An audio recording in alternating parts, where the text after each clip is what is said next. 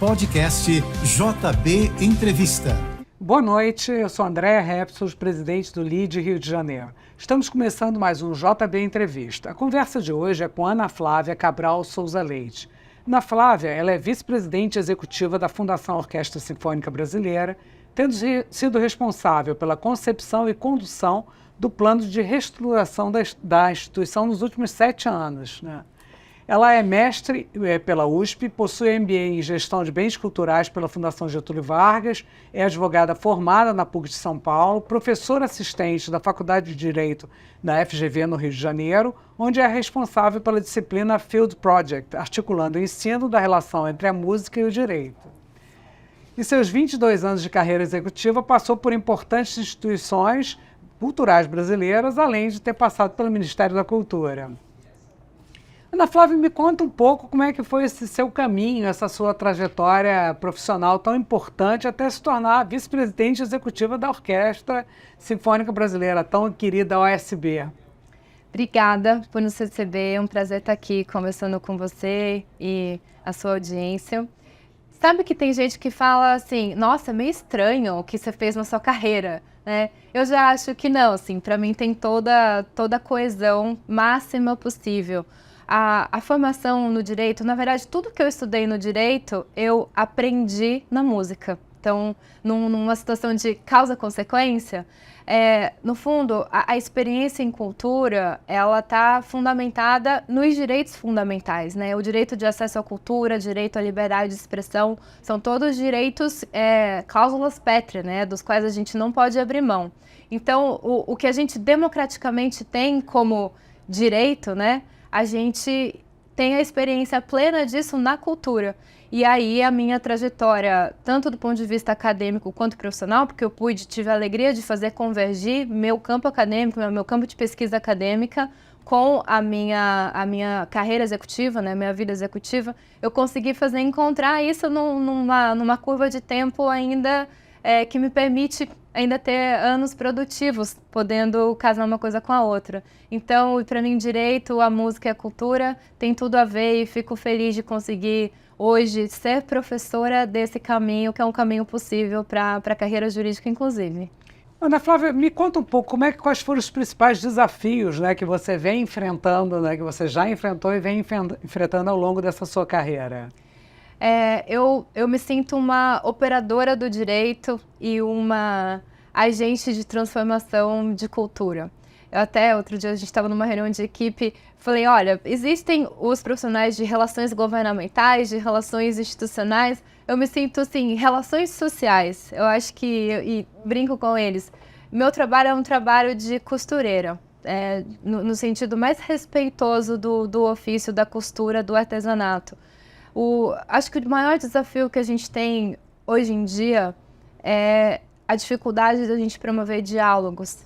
E a gente conseguiu, ao longo desses 7 anos da minha gestão na OSB, construir um espaço de diálogo com respeito, com qualidade, fomentando cultura, permitindo encontros improváveis. Assim, sem precisar, a gente não tem nenhum partido político, não defende nenhuma corrente política, nós não somos ativistas, mas nós temos uma leitura de tempo, leitura de sociedade, e isso se concretiza nos produtos artísticos. Agora a gente tem essa frente da educação musical, né, que a gente consolidou ao longo desses 6 anos, e a OSB hoje ela é muito mais do que uma orquestra. A Fundação OSB ela é maior do que o conjunto musical.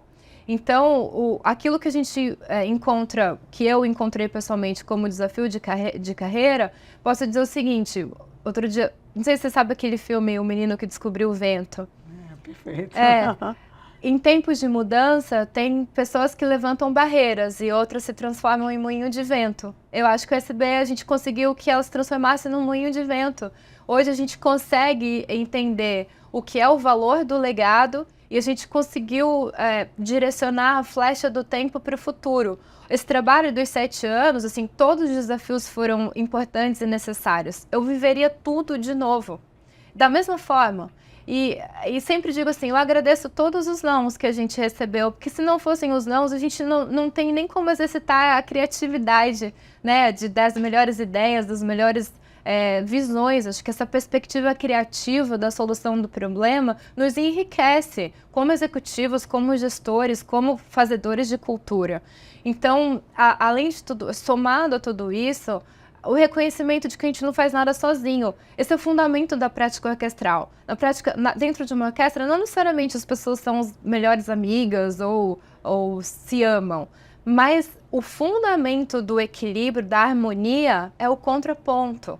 Então, não há harmonia se você não tem ponto e contraponto. Esse é o diálogo. E isso é essencialmente a fórmula da democracia. Por isso que o direito fala tanto com a música. A gente conseguir desenvolver o espaço neutro de respeito e com muita técnica, né? Com muita acuidade, com muita precisão, que também são elementos principais assim, da técnica musical, num ambiente que as pessoas sabem a hora de falar, o tom. Então, o instrumento não pode falar mais alto do que o outro, os pares têm que se ouvir para tocarem em uníssono, tem que ouvir o instrumento de trás, quem dá o ritmo, que é a percussão não pode, os metais não podem atropelar a percussão, e por aí vai dentro de uma estrutura de governança que é o maestro e são as hierarquias. Tem que haver harmonia, né? Exatamente. Isso, então assim, a gente não, a ideia não é que todo mundo fale a mesma coisa, precisa ter o dissonante para ter o consonante, para a gente ter um produto, a partitura ela é uma equação. Ela é uma equação matemática. O produto dessa leitura musical, dessa equação, é um resultado sempre positivo. Por quê? Porque a experiência da música de concerto é a experiência do encontro, do abraço, do conjunto, da emoção, do sentimento. E essa ferramenta, a música, que é uma linguagem universal, ela pode pautar todas as agendas possíveis. E a gente escolheu pautar agendas contemporâneas. E para nós, a agenda contemporânea principal é a educação. Então, isso tudo para dizer, por que a USB é mais do que uma orquestra? Porque a gente tem essa visão panorâmica do que é a sociedade, todas essas camadas que compõem as interações sociais. E os desafios da carreira vão permeando essas soluções que a gente encontra na arte e na música. E então, quer dizer que o maior desafio da USB hoje é ser vista como uma ente da educação, né? Como um agente Perfeito. da educação. Perfeito, exatamente, agente da educação. A gente está trabalhando para posicionar a música como uma ferramenta de educação, do que depende a evolução de uma sociedade, né? Então, a gente não abre mão de trabalhar com a educação. E, assim, a educação, ela envolve frutos a longo prazo. Mas, artisticamente falando, a gente encontra resultados imediatos, médio prazo e longo prazo. Por isso, os projetos da USB são muito ricos para o mercado corporativo. A gente consegue atender as estratégias, as demandas da empresa de formas bastante plurais, bastante interessantes, sempre pensando no interesse econômico também da empresa. Com certeza isso, então, é uma forma de inovação, né? Vocês estão sempre se inovando, estão sempre trazendo projetos novos para os empresários. Exato, assim, até queria aproveitar e te dar notícia em primeira mão. A USB, a gente trabalha com a diplomacia cultural, né? A gente trabalha com muitos países, numa série que a gente tem que chama Série Mundo. A gente está lançando a nossa editora, a editora que vai representar compositores brasileiros e conseguir fomentar a música brasileira para o mundo. Existe uma realidade muito problemática que muitas das nossas obras, Vila Lobos, por exemplo, o detentor do direito da obra, para a gente tocar a obra, precisa alugar a partitura. O detentor da obra está fora do Brasil. A gente tem que pagar direitos para uma instituição que está na França, por exemplo, para conseguir tocar uma obra brasileira. A USB está chamando para ser essa responsabilidade, até porque, assim, como é que a gente vai pensar em futuro, construir futuro, mesmo com esse legado, que é o nosso fundamento, mas sem estabilizar o presente? A gente precisa enfrentar o que são as questões do presente e encontrar soluções para isso. Então, a USB está criando a sua editora. É uma inovação, mas ao mesmo tempo é para cuidar do legado musical, da cultura brasileira. E a gente também trabalha com tecnologia. Então, o fazer musical ele é artesanal, mas a forma de divulgar, a gente usa as plataformas digitais e a gente também está trabalhando com o desenvolvimento de uma plataforma educacional para a gente distribuir esses produtos de educação. Pois é, essa seria uma pergunta que eu te faria. O que mudou com a tecnologia no dia a dia da orquestra? Desde a pandemia que foi ali, né, um desafio, divisor de águas, na pandemia a gente percebeu como a gente era premente a gente conseguir se capacitar para usar a tecnologia. Os alunos do nosso projeto educacional, eles se engajaram por meio do WhatsApp.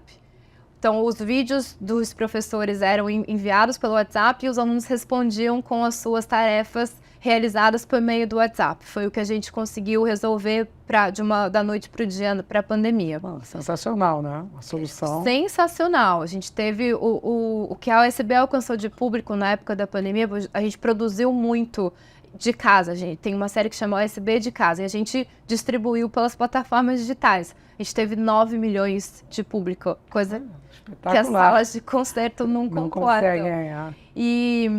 Mas a gente preserva muito a música ao vivo, a música de concerto ali, o fazer musical, artesanal. O que a gente está trabalhando é a forma de distribuir esse conteúdo. Então, encarando a realidade de que hoje o jovem, a criança, o jovem, eles estão muito ligados à tela. E aí o nosso projeto educacional está pensado para ser distribuído por meio de uma plataforma digital. A gente tem uma parceria com o estado do Amazonas, que é um estado que desenvolveu tecnologia para ensino virtual. Eles têm ali toda uma estrutura de ensino virtual, até porque é um estado que tem transporte eminentemente aquático, que dificulta bastante a logística, né, o ir e vir das crianças. E a gente está se somando a eles, somando essa tecnologia para a gente conseguir distribuir, ampliar, escalar o projeto de educação musical com o ensino virtual pelo Brasil. Super interessante isso. E é ótimo saber que a Amazônia está com esse projeto desenvolvido, né? Muito bom, excelente. Então, assim, vocês hoje usam que tipo de plataforma digital? Todas as plataformas em geral, ou vocês têm mais um foco em alguma que atinge o teu público mais especificamente? São todas as plataformas que estão de acesso público já no dia a dia das pessoas, mas o produto educacional a gente está desenvolvendo uma plataforma proprietária. Então essa é a novidade, a gente está casando a tecnologia com essa expertise do ensino musical para a gente entregar para a sociedade, para o poder público, uma solução em educação musical que possa ser ampliada para o Brasil como um todo. É super interessante, né? Porque você só vai mudar o país com educação, né? Isso já é claro para todos nós. E é importantíssimo esse papel da USB desempenhando o papel educacional de fato com toda a população, né? O projeto já está em que fase? Está na fase de darmos a notícia para todo mundo, que agora a gente escolheu fazer isso com você. A gente tem algumas agora reuniões que vão levar para frente a parte de patrocínio, né? Então estamos nessa fase de captação do projeto. É bem interessante, porque são projetos que para as empresas engrandecem muito, né? Tá com o nome, com a marca associada, né? Essa mudança, né, que eu acho que a USB vai promover no Brasil como um todo, né? Vocês estão focados em jovens e crianças, qual é o maior foco do projeto? O público de concerto é um público tradicional, né? Então são pessoas que já tiveram acesso a esse conhecimento, desenvolveram esse hábito e frequentam salas de concerto, mas a USB tem um compromisso com a juventude, com as crianças. O projeto Conexões Musicais, que é o projeto educacional que fundamenta esse de educação musical que eu estava comentando, é um projeto voltado para crianças e jovens. Ele acontece em 8 estados do Brasil, hoje em dia. Então, a gente veio ao longo desses 7 anos trabalhando nesses 8 estados.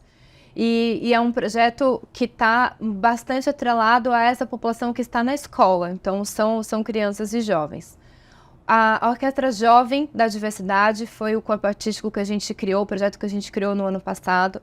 Uma orquestra voltada para pessoas com marcadores sociais, então foi um edital pensado exclusivamente para a inclusão de populações que não têm facilidade de acessar o mundo sinfônico, que carrega muitas barreiras. Então tivemos a responsabilidade de encarar essa realidade e criar um projeto para permitir a inclusão dos representantes dessas populações. Absolutamente meritocrático, mas pensado em privilegiar, favorecer esses representantes. Hoje a gente tem uma orquestra que é a cara do Brasil. Então, uma orquestra que representa em cores, em pluralidade, em diversidade, é um projeto assinado pela Shell, então a gente vê como o universo, o mundo corporativo entende a necessidade também de construir suas estratégias de sustentabilidade, ESG, pensando nisso. É uma vantagem para a empresa, porque a empresa não precisa criar uma área, montar ali estrutura de RH para pensar projetos que já estão prontos. Já estão andando, né? Já estão em andamento, já estão acontecendo. Já estão prontos. A OSB ela oferece esse tipo de solução, pensando em estratégia corporativa. E sabe que a Hungria é um país que ostenta o slogan de ter erradicado a analfabetização musical. Então, o projeto da OSB é um projeto de alfabetização musical. E que, assim, não dá nem para dizer que é muita novidade, porque quando o Villa-Lobos era ministro da Educação e Cultura, existiu o canto orfeônico, existiu uma política pública de educação musical. Mas isso deixou de existir. Por alguma razão, a política pública foi descontinuada. Um pouco, assim, do que marca a gestão pública brasileira, né? Descontinuidade de políticas públicas. A OSB se ocupa hoje dessa responsabilidade de oferecer alfabetização musical, porque a educação musical é um componente que falta hoje no currículo formal, né, da estrutura de ensino. Então, a ideia é que a gente possa contribuir para a formação de caráter desse cidadão que precisa estar pronto para essa sociedade contemporânea tão desafiadora, e ao mesmo tempo que o ensino da música ele é um incremento para a aprendizagem, sobretudo de matemática e de interpretação de texto, porque a escrita musical é uma escrita matemática. Sem dúvida, a base é a matemática, né? Então, a gente só vê benefícios. A questão da educação musical, a ausência dela é uma questão, enquanto que a oferta dela é um benefício para a sociedade, sem dúvida nenhuma. E hoje, como é que é o acesso? Como é que é uma pessoa, onde é que estão esses projetos divulgados? Como é que as pessoas podem ficar sabendo e ter acesso a participar de um desses projetos? A gente tem o nosso site, nossas redes sociais sempre trazem os indicadores, os resultados desses projetos. A gente está sempre prospectando novos patrocinadores, a gente já tem 30 patrocinadores, o SB tem a alegria de contar com uma rede bastante interessante de empresas patrocinadoras. E a gente está sempre aberto para dialogar e estamos em permanente busca de novos apoiadores. Normalmente as empresas que patrocinam, elas escolhem o seu território de impacto econômico, o seu território de operação. Então, esses 8 estados têm a ver com as praças de operação das empresas. E eu comentei sobre a Shell, mas a gente tem a Brookfield, a gente tem a Vale, que é a mantenedora. Fazem projetos importantes junto com vocês. Isso, e a gente sempre trabalhando com as comunidades que são relacionadas com as atividades de cada uma dessas empresas. E isso acaba permitindo que a gente expanda os benefícios, as raízes dos projetos, porque esse projeto é um projeto que semeia muitas coisas e a gente acaba ampliando a nossa rede. Para dentro também dos governos, né, das estruturas de administração pública, e acaba sendo uma grande concertação de pessoas interessadas em ampliar os benefícios dessas iniciativas. Eu ia justamente te perguntar qual é a importância do apoio do governo para a OSB? A OSB não recebe recursos públicos direto, então a gente diz que a gente tem uma gestão independente. Contudo, a maior parte dos recursos é oriunda com o apoio das leis de fomento, das leis de incentivo. Né? Isso. Então, a gente depende, mas é uma dependência muito positiva. Eu sou totalmente partidária do mecanismo legislativo de fomento à cultura por meio de incentivo fiscal. Acho que todo mundo ganha. É uma ferramenta muito inteligente, muito benéfica para todos os partícipes desse desenho. Mas a OSB está trabalhando a sua sustentabilidade por meio também do desenvolvimento de outras fontes de receita que sejam desvinculadas do incentivo. É importante a gente trabalhar, é um tema que a gente discute muito com o Ministério Público do Estado do Rio de Janeiro, também super aguerrido na causa da sustentabilidade das instituições de terceiro setor, mas é importante a gente pensar em profissionalizar a gestão das empresas do terceiro setor. Por isso que eu digo, minha carreira, eu tive muita felicidade de conseguir me aprimorar, me preparar, intelectualmente falando, para emprestar esse conhecimento para a gestão cultural. A gente precisa contar com essa profissionalização E essa inteligência de inovação e de gestão mesmo, eu acho que é fundamental não depender do poder público. É criar parcerias estratégicas como vocês fazem, né? Eu acho que cada vez mais trazer para as empresas essa informação da possibilidade deles estarem dentro de um projeto tão interessante. Né? Exato. Para os executivos dessas empresas, a gente tem muitos casos do executivo que, assim, nem passava pelo dia a dia dele, não passava pela vida dele trabalhar com esse tipo de projeto. Pessoas que altos executivos que passaram a estar no nosso dia a dia ali acompanhando o vídeo, post, os concertos, por conta dessa transformação de visão de mundo. É muito interessante isso. E vocês fazem um trabalho para tornar a música clássica mais acessível, mais presente no dia a dia, né? Me conta um pouco sobre isso. A música como linguagem universal, a gente trabalha com o formato da música sinfônica como uma estrutura. Tematicamente falando, tanto a música clássica, né, o clássico do repertório da música sinfônica, está presente na nossa temporada, então a gente trabalha a formação de plateia, que é uma coisa bastante usual para as orquestras no mundo todo. Assim, a gente trabalha a formação de plateia com doação de ingresso e trazendo pessoas que não público para a sala de concerto. Mas eu acho que o que representa a inovação da USB foi a junção da estrutura sinfônica com temas da música popular. Tem o nosso projeto que chama OSB do Brasil, foi um projeto de pesquisa, uma pesquisa profunda de etnomusicologia. Então, a gente foi atrás de pesquisar as tradições folclóricas, tradições musicais, saberes tradicionais e trazer essas referências para a estrutura sinfônica. Então, simplificando, o frevo no arranjo sinfônico virou um espetáculo de concerto. O samba já tinha acontecido isso, mas o coco, o boi de mamão do sul, o boi bumbá do nordeste, o boi do Amazonas, né, o boi de Parintins, só de boi a gente encontrou 8 bois diferentes na pesquisa. E que fazem parte de uma cultura e você acaba trazendo para esse público dessa cultura essa informação. Né? Isso, a gente quer jogar luz sobre as riquezas culturais locais. Diferente do mercado, da economia, que a economia caminhou para o movimento de globalização, e até hoje, né, tem bastante análise sobre se a globalização ainda faz sentido e tal. Culturalmente falando, para a gente faz sentido o campo específico e próprio de onde surgem os elementos de cultura. Então, a gente trabalha com a localização, né? A gente tem a globalização no sentido de uma instituição que dialoga diplomaticamente com todos os países, mas a gente tem a localização dessa riqueza cultural. E essa riqueza cultural trazendo para um palco sinfônico e daí criando essa expansão global. É o trabalho da OSB. Eu tenho uma curiosidade, como é que você descobre talentos, né? Como é que você traz músicos ou até o jovem, né, com uma potencialidade para fazer parte da orquestra?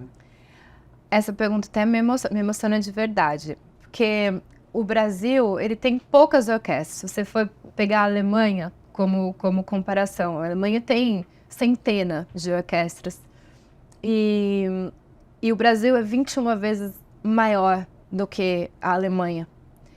E a USB, ela é a única orquestra de representação nacional, né? A Sinfônica Brasileira. Você tem a Sinfônica de São Paulo, a Sinfônica de Minas, a Sinfônica de Goiás, outras sinfônicas, mas dizem respeito àquele estado. A única brasileira é a Sinfônica Brasileira, é a USB.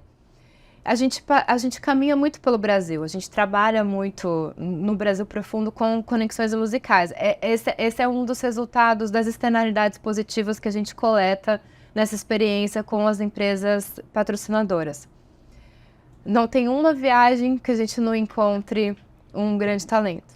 Não tem. E a gente trabalha no interior da Amazônia, a gente trabalha em aldeias, a gente trabalha no interior do Centro-Oeste, a gente trabalha no interior do sertão do Nordeste. Sempre a gente acaba se deparando com um grande talento. E aí você pode criar uma oportunidade para esse talento se desenvolver. A gente chega...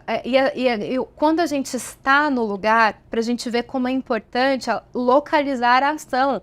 Não tem como a gente imaginar que esse talento vai conseguir vir ao Rio de Janeiro e um dia bater na nossa porta. A gente precisa ter essa disponibilidade e essa leitura de país mesmo, país territorial. Como é que essa pessoa... Ou então não, então a gente vai impedir o direito da pessoa de ser um talento. Então muitos desses talentos estão empregados em subempregos, por exemplo. Exato, porque ele não consegue viver Porque da música. não consegue viver da música, porque a gente não tem política pública para isso e a gente não tem a educação musical. Esses talentos, a gente encontra joias brutas, né?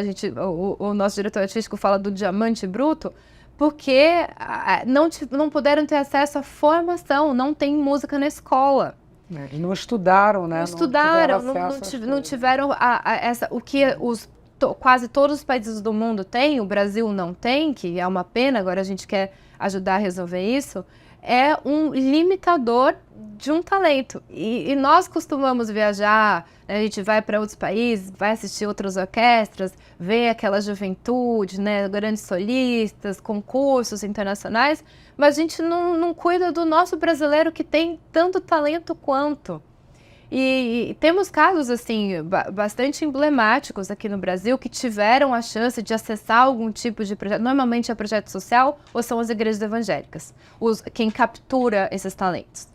Onde a educação musical hoje é na igreja evangélica. Interessante isso. As igrejas são as grandes formadoras de músico profissional há algumas décadas.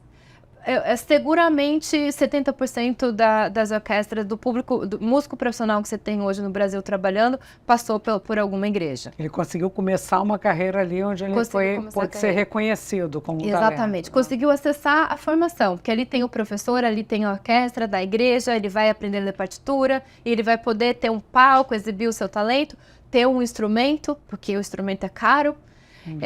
Então, assim, o SB tem essa sensibilidade de se preocupar em conseguir criar corredores para esses talentos que a gente encontra nas nossas viagens, nos nossos projetos e trazer para uma chance de conseguir desenvolver a sua carreira profissional.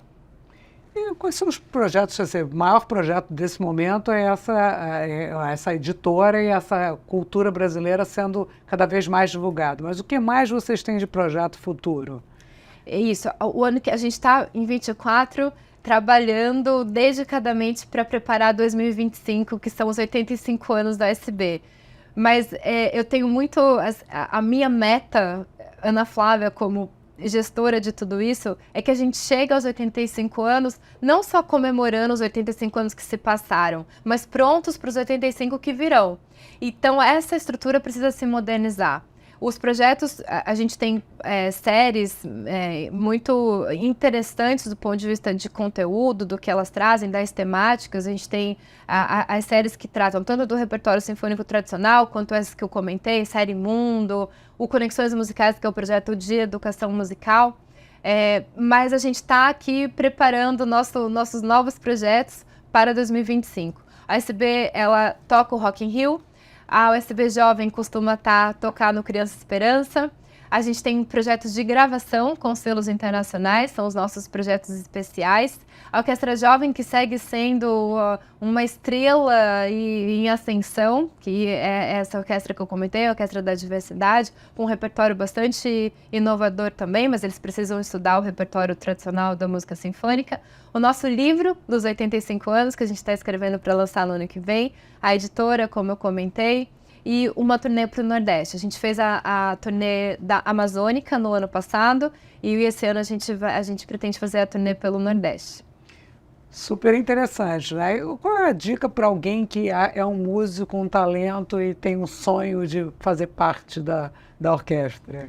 Entrar em contato com a gente, todos os nossos canais de contato estão no site, no Instagram, no YouTube, a gente está totalmente aberto a receber essas pessoas. Às vezes essa mensagem não chega, então depende muito da gente estar. A gente trabalha com os canais das igrejas também, as igrejas costumam divulgar essas oportunidades. As universidades, a gente está muito ligado também ao mundo acadêmico, então as universidades nos ajudam. Muitas vezes esse talento ele procura uma universidade, isso também é muito importante. E as próprias empresas. As empresas, dentro das empresas há pessoas, essas pessoas têm famílias e dentro dessas famílias a gente encontra muitos talentos também. Então, eu acho que dessa forma a gente consegue cobrir aí algumas chances importantes para essas pessoas. É muito bacana esse teu trabalho. Quantos músicos hoje estão envolvidos diretamente na USB? São 80 músicos e crescendo, né? Essa coisa do 80 e contando. A SB ela tem um conjunto hoje riquíssimo, muito técnico, muito sofisticado do ponto de vista técnico. A gente tem mais de 50 músicos da Orquestra Jovem, então é um conjunto artístico bastante representativo, valoroso. Mas acho que todos nos somamos, a equipe executiva, a equipe da produção de palco, junto com os artistas, todo mundo ali conforma esse universo brilhante que é o SB. Excelente, foi muito bom a conversa com a Ana Flávia Cabral Souza Leite, vice-presidente executiva da Orquestra Sinfônica Brasileira. Eu adorei conhecer esse trabalho maravilhoso que está sendo executado, né, e que está crescendo cada vez mais. Eu acho que o público vai ficar extremamente interessado em acessar todas as suas redes e conhecer cada vez mais detalhes, e os empresários também, né, porque é uma maneira da gente divulgar a cultura, disseminar a cultura e fazer uma mudança de fato, né? Obrigada, Andréa. E eu costumo dizer, é do Rio para o Brasil, do Brasil para o Rio. E esses são os vetores que, como a gente vai costurando e somando todas as culturas, todos os nossos povos dentro desses muitos Brasis que a gente alcança. Muito obrigada. Obrigada a você.